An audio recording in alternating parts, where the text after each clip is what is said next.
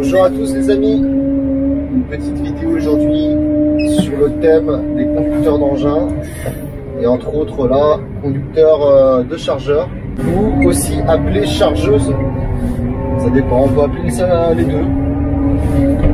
Et là je suis dans une chargeuse ou chargeur d'une trentaine de tonnes, donc un engin très puissant, très lourd qui peut porter une grosse charge, environ 10 tonnes par godet.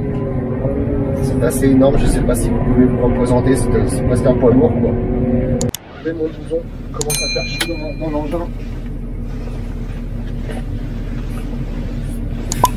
Puis au cul d'un concasseur, j'avais déjà fait une vidéo, un concasseur mobile, je fais toujours le même travail. Donc on broie du béton. Donc voici mon poste de travail, ma petite cabine. J'ai une bonne visibilité où je peux monter là, avec ce joystick là et j'actionne, ça monte le bras, ça le descend, j'actionne le godet d'un côté ou de l'autre. Là j'ai tout le panneau de contrôle où je peux mettre le frein de parc, j'ai le réglage du godet, la climatisation, tous les réglages de base. Là j'ai les feux, là j'ai mon peson. C'est ce qui va me servir à savoir combien j'ai pesé en un seul godet ou en plusieurs. D'ailleurs, il faut que j'enlève celui-là. Voilà. Conduire un chargeur, c'est assez dangereux. Il faut faire attention au retournement, car avec le godet chargé, on peut vite basculer sur un côté ou de l'autre.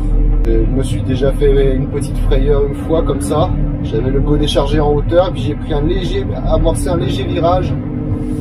Et c'était pas dans cette entreprise là, c'était dans ma toute première. Et du coup, le chargeur a commencé à basculer, tout doucement, il basculait. Là, j'ai vu que j'allais au tas.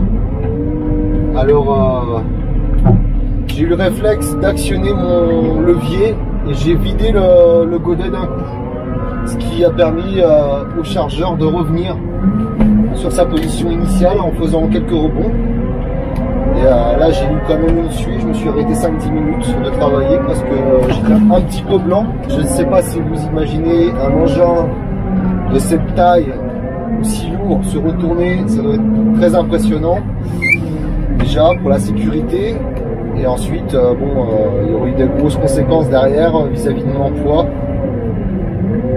J'ai eu de la chance, ce n'est pas arrivé. Le métier de conducteur d'engin demande une forte concentration et beaucoup de vigilance. Donc comme tous les métiers de conducteur d'engin, ça demande du calme. Faut pas être foufou pour faire ce genre de métier. Enfin, il y en a des personnes très énergiques qui font ce métier trop rapide, trop énergique. C'est bien souvent accidentogène, car il y a toujours le facteur imprévu. Le facteur imprévu qui est permanent et il faut vraiment faire attention pour faire ce métier. Là j'attends que mon godet se remplisse et je vais aller le vider sur le tas à côté. Je ferai une vidéo prochainement aussi sur les conducteurs de pelle, car la pelle au fond je la conduis régulièrement. Donc c'est encore différent, je voulais la faire en dernier parce que conducteur de pelle, certains l'appellent pelliste. Je crois que le vrai nom c'est pelleteur, ça dépend.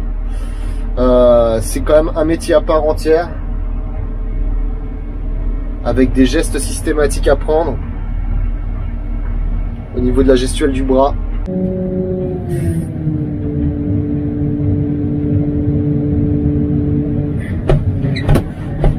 Là, je remplis bien un côté puis l'autre.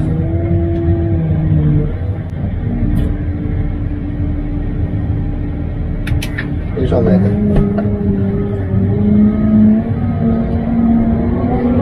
Tout en regardant dans mon écran de contrôle de marche arrière.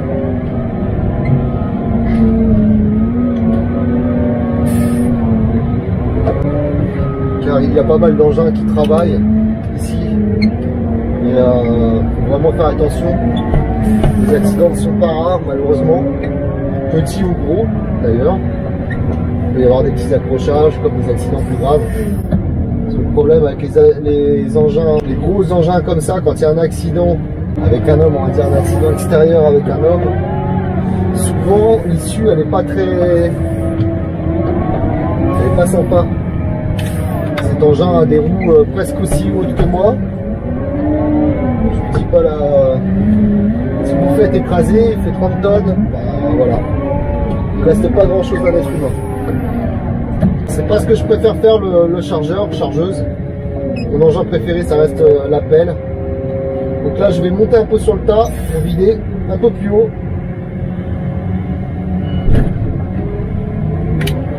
Voilà.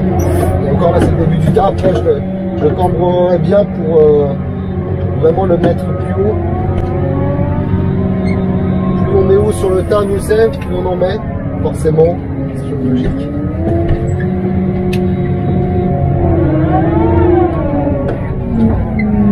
Voilà, que dire d'autre, le chargeur est très utilisé dans les carrières. C'est l'un des chargeurs les plus utilisés hein, dans tout ce qui est conducteur d'engin, avec les pelles bien sûr.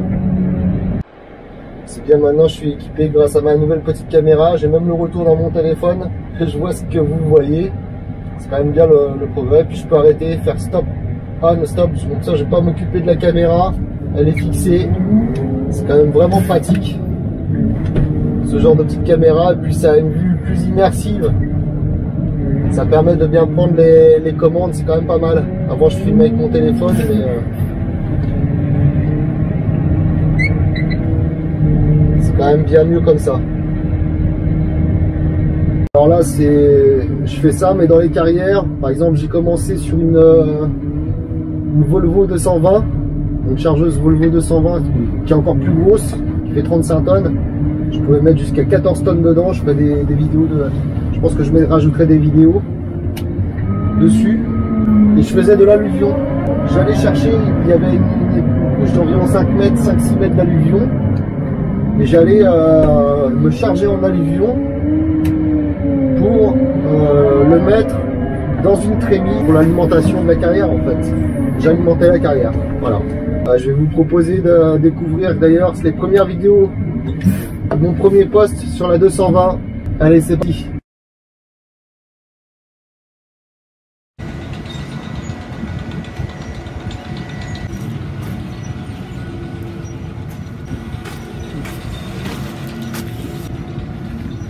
Le godet est juste énorme, aussi haut que moi.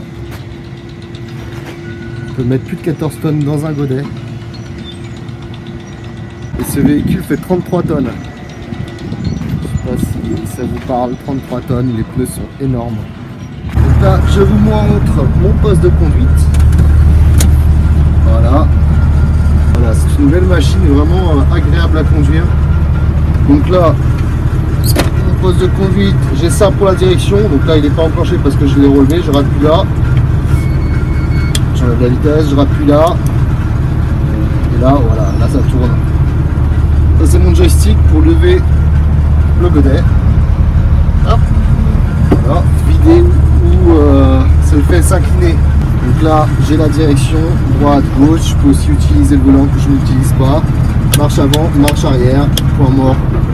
Avec 4 vitesses automatiques.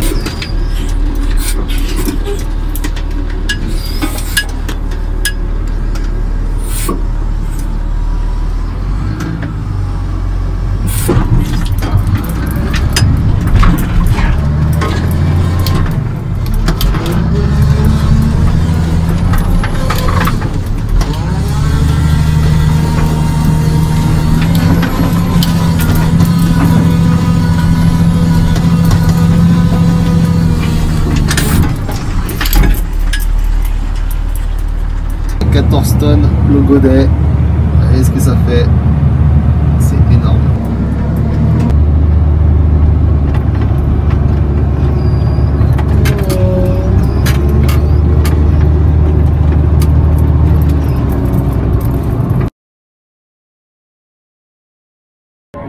Donc là je vais monter sur le tas pour emmener ça, tout ça là-haut. Je lève avant pour que ça soit pesé. Voilà.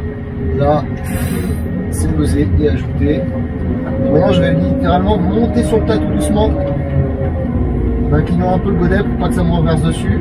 Hop, et je monte, je monte, je monte, je monte, je monte, je monte. Et là, j'ai senti le bas du chargeur toucher le sol. C'est-à-dire que je suis bien haut. Je suis bien à une bonne inclinaison comme ça.